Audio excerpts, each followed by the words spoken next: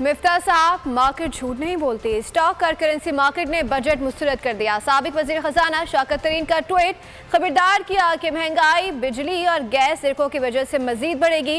असद उमर का भी बजट पर तंज। क्या शानदार बजट है, अवाम नाराज और स्टॉक मार्केट में मनफी रुझान है। रुपए की कदर भी मजीद कमी हुई है। कैंडी बनाने वाली कंपनियों के अलावा इस बजट से कौन खुश है?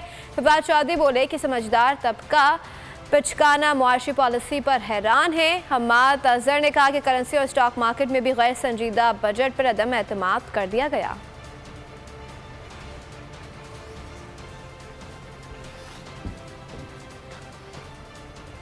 मिफ्ता साहब, मार्केट झूठ नहीं बोलती। स्टॉक और करेंसी मार्केट ने बजट मुस्तरद कर दिया। साबिक वजीर खजाना शौकत तरीन का ट्वीट, खबरदार किया कि महंगाई, बिजली और गैस सिरकों की वजह से मजीद बढ़ेगी।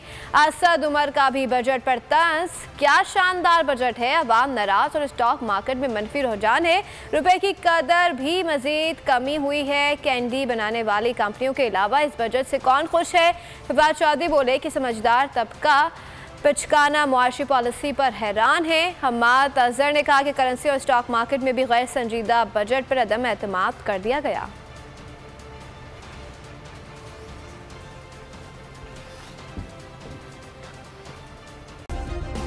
सब्सक्राइब करें और बेल दबाएं ताकि कोई खबर रह न जाए।